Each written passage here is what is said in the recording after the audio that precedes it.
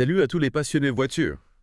Bienvenue dans ce nouveau Deep Dive spécialement conçu pour Vintage Car Chronicles, votre rendez-vous quotidien avec les voitures de légende. Ah, Et aujourd'hui, on va s'attaquer à une voiture qui a marqué les années 90, une vraie icône du rallier, la Ford Escort RS Cosworth. ouais. Préparez-vous, on a pas mal de sources à décortiquer.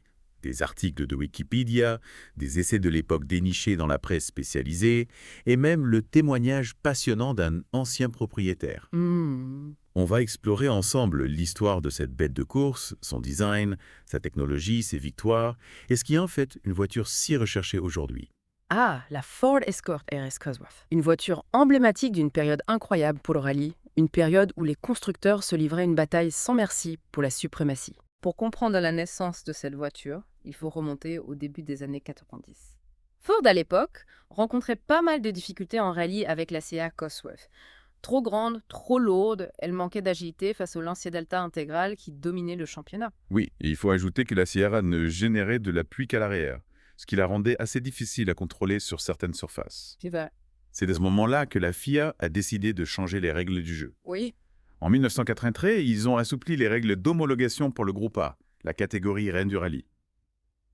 Ford a saisi cette opportunité pour créer une arme redoutable. Exactement.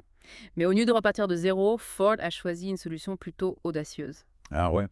Ils ont pris la base de l'Esport, une petite berline populaire, et l'ont transformée en une véritable machine de course. Incroyable!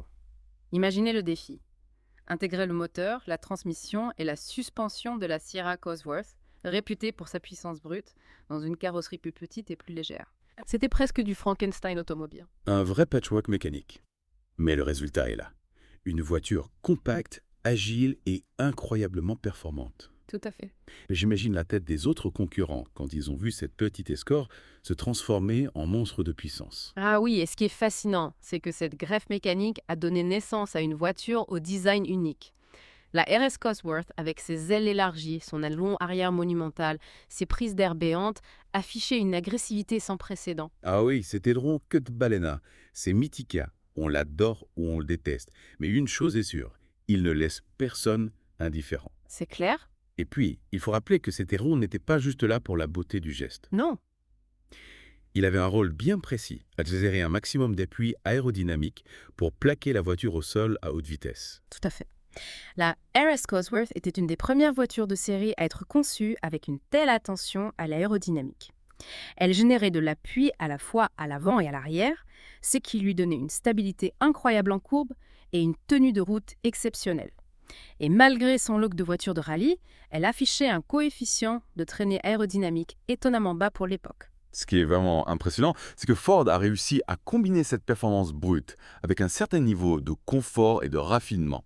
À l'intérieur, on trouvait des sièges Recaro Sport, mais aussi un habitacle relativement spacieux et des équipements comme la climatisation et un système audio de qualité. Oui, la RS Cosworth n'était pas juste une voiture de course dépouillée. Non, Elle offrait un niveau de confort et de polyvalence qui en faisait une voiture tout à fait utilisable au quotidien. Ford voulait créer une voiture qui puisse briller sur les circuits de rallye, mais aussi séduire les passionnés sur la route. et pour ça, ils n'ont pas lésiné sur la motorisation. Sous le capot de la RS Cosworth, on trouvait le fameux moteur Cosworth Wabité. Ah oui. Un 2 litres turbocompressé, développant plus de 220 chevaux. Un vrai monstre de puissance pour une voiture de cette taille.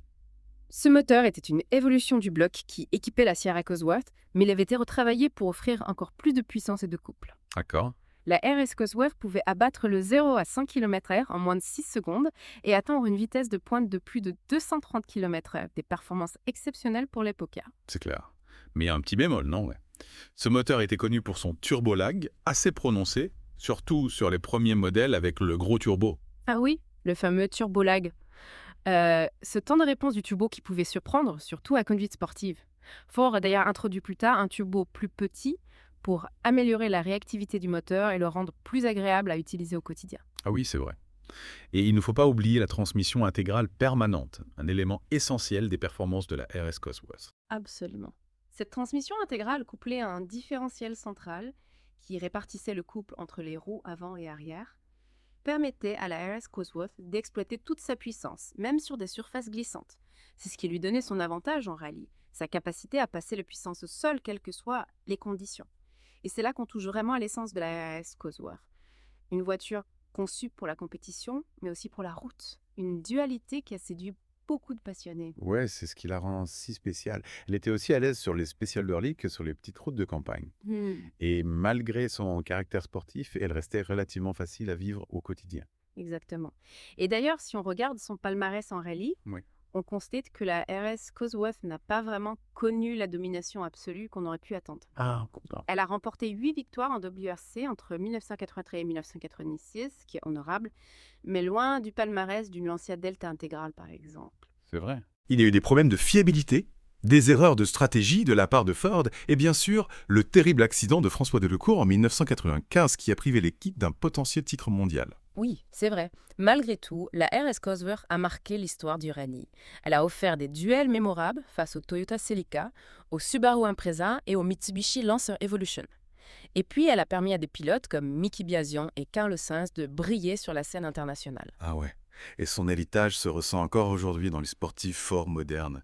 La Focus RS, la Fiesta ST, toutes ces petites bombes ont un peu d'ADN de la RS Cosworth en elles. Tout à fait. Cet esprit de performance, cette recherche de l'efficacité maximale, c'est un héritage précieux que Ford perpétue encore aujourd'hui. Absolument.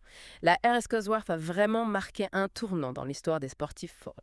Elle a démontré qu'il était possible de créer une voiture performante, accessible et capable de rivaliser avec les meilleurs. Et cette popularité s'est traduite par un véritable engouement de la part des collectionneurs. Aujourd'hui, une RS Cosworth en bon état peut se négocier à des prix exorbitants. Ouais, c'est la rançon de la gloire pour une voiture qui est devenue une véritable icône. Mais attention, il faut être vigilant quand on achète une RS Cosworth. Ouais. Il existe beaucoup de copies, de fausses RS assemblées avec des pièces de Sierra. Ah oui, c'est vrai. Il faut vraiment s'y connaître pour éviter les mauvaises surprises. Oui. Le mieux, c'est de se tourner vers des spécialistes, des clubs de passionnés, qui peuvent vous aider à authentifier une vraie RS Cosworth. Exactement. Et il faut aussi être prêt à mettre le prix. Une RS Cosworth en parfait état d'origine, c'est un investissement important, mais c'est aussi une voiture qui procure des sensations uniques, un vrai voyage dans le temps. C'est clair. Parlons un peu des points à surveiller si on veut acheter une RS Cosworth aujourd'hui. Bien sûr. Le moteur, tout d'abord. Il faut vérifier l'état du turbo, l'étanchéité du bloc, la pression d'huile, ensuite la transmission intégrale.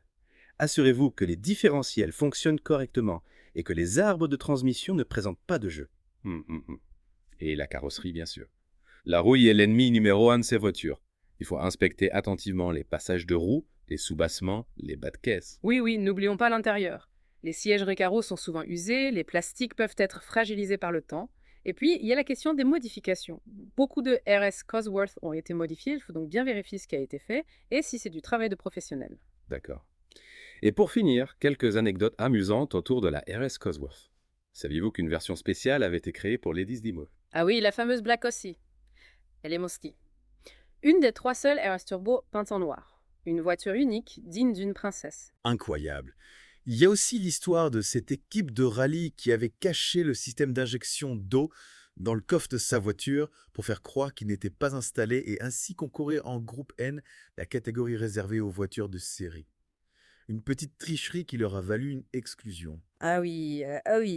Ce qui est amusant, c'est que ce système d'injection d'eau était présent sur les 2500 premiers exemplaires de la RS Cosworth pour des raisons d'homologation, mais il n'était pas fonctionnel. C'était juste là pour prouver que la voiture en était équipée au cas où la FECIA le demanderait. C'est un peu comme si on installait un siège éjectable dans une voiture de série, juste pour dire qu'on peut le faire payer. C'est ça. Des histoires comme ça, il y en a plein autour de la RS Cosworth. C'est une voiture qui a marqué les esprits, qui a suscité des passions et qui continue de fasciner aujourd'hui. Et c'est justement cette passion qui rend la RS Cosworth soit si spéciale. C'est bien plus qu'une simple voiture, c'est un symbole d'une époque, d'un style de conduite, d'une certaine liberté. Tout à fait.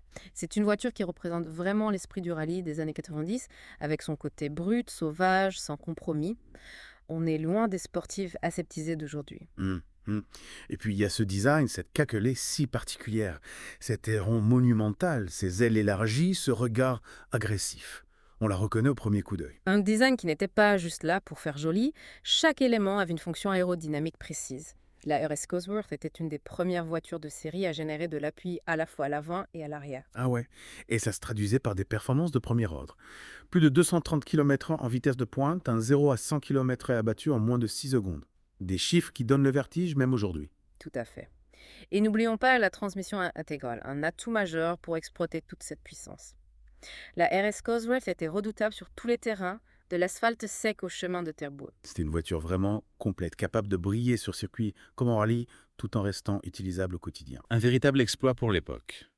On imagine le plaisir de conduire une telle machine, sentir la poussée du turbo, entendre le sifflement de la Westgate. Ah oui, une expérience inoubliable. C'est une voiture qui procure des sensations brutes, authentiques. On est loin des voitures modernes, aseptisées, bardées d'électronique. Ouais, c'est vrai.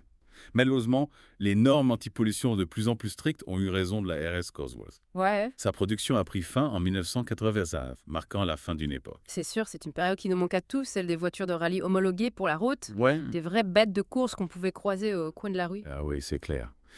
Et cette disparition a aussi coïncidé avec l'arrivée d'une nouvelle génération de World Rally Cars, plus technologiques, plus complexes. La RS Cosworth représentait une ère plus simple, plus brute, où le pilote et la machine ne faisaient qu'un. Exactement. Pas d'assistance électronique, pas de boîte de vitesse séquentielle, juste un pilote, un volant et un moteur rageur. Et c'est pour ça qu'elle reste une icône aujourd'hui. Elle symbolise une période où les voitures de rallye étaient des stars, des bêtes de course homologuées pour la route. Oui, tout à fait. Et elle continue d'inspirer les constructeurs aujourd'hui. La Focus RS, la Fiesta ST, toutes ces petites bombes de chez Ford ont un peu d'ADN de la RS Cosworth en elles. Cet esprit de performance, cette recherche de l'efficacité maximale, c'est un héritage précieux que Ford perpétue encore aujourd'hui. Absolument.